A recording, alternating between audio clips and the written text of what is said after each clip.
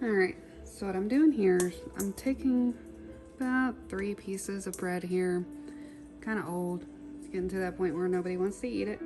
Breaking it up so we can add our milk to it. Now, I just had some evaporated milk left over from the holidays, so still good. And I love that these are coming in the cardboard containers now, and you put those puppies in the refrigerator and you don't have to waste a whole can. So shout out to Nestle Carnation on that puppy. So once you get this pretty fine, you can add just a little bit of milk, and I'm going to let that soak so I can move on to chopping some onions. I'm going to let you kind of be your guide here. You can use regular milk, using gluten-free bread. I like to use gluten-free panko sometimes. Just happen to be out, but looking through this, let it soak for a little bit and move on to the chopping. In our onions and our bell pepper. I personally really like the yellow bell peppers with this because you got so much tanginess going on with the actual sauces we're putting in here. So this just gives it a little snap of sweet. So next, make sure we got this in the camera for you guys. We are gonna do 80 here, 80-20 ground chuck here. Now I like to use brats. It's just got an amazing flavor palette to it, but you can use breakfast sausage, Italian sausage, whatever you got in there, but the mix between the beef and the pork seems to be where the magic is. Now, here's a beautiful little trick here. When you're pulling these things out of the casings, please make sure you pull them out of the casings. You just give them a snip and give it a, like your milk. Ah! Y'all didn't see that. Milking a cow here. Squeeze it right out, and it comes right out. Now, one side is open sometimes, so it really depends, but that's why I like to snip it just to make sure. And we will speed this along for you guys, so you don't have to sit and watch me pretend like I know what I'm doing with this.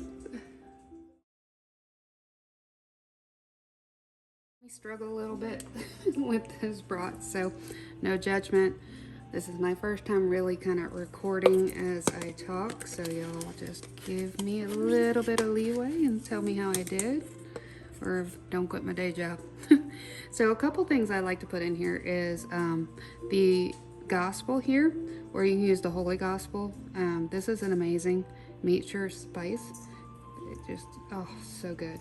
Now I am putting a very overwhelmingly full tablespoon in there, and I also like to use Blanco. It's a great all-purpose as well. There are several different all-purposes out there, but I put this one up there, and there's many I still gotta try, so I'm open to trying more. But I like meat churches and Heath Riles, so I've got both of those in there. You want to make sure it's very well seasoned. In the past, I was notoriously known for under seasoning. So another sauce I like to add, it's more kind of like a Worcestershire, yeah, this guy right there, Worcestershire. Holy tang, love it. But I do love the WSauce, so put a good little drizzle of that. And I mean drizzle, you know, as much as you like Worcestershire, add that in there. If you don't really like it, please feel free to leave it out. Now pick your favorite barbecue sauce. I have so many barbecue sauces. This is one I just happen to have some left over. I do recommend it. It is a great barbecue sauce, and leave some, don't use it all, because we will be making kind of a glazed topping, and just a smidget of ketchup. You don't want it to overpower, just a smidget. Okay, add your eggs in there. So now it's time to get dirty. This makes a lot. Obviously, this is going to make up to 2 loaf pans here. This is what I like to use. Now freeze one.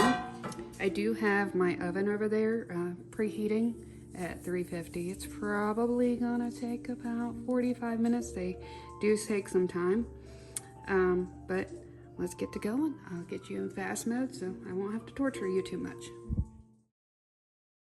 So I got my 2 loaf pans. Yes, they're looking a little worse for wear, but I love these 2 because they're great non-sticks. I do, even though it is non-stick, I know what you're saying, I do like to spray it a little bit before I put it in there. Spray it down. I'm gonna try to get this as evenly as possible in both these pans, because like I said, we are going to be freezing half of this, because good Lord, that's a lot of food. Now, if you have any secret ingredients that you absolutely love, me personally, me and my husband, we love all the barbecue spices.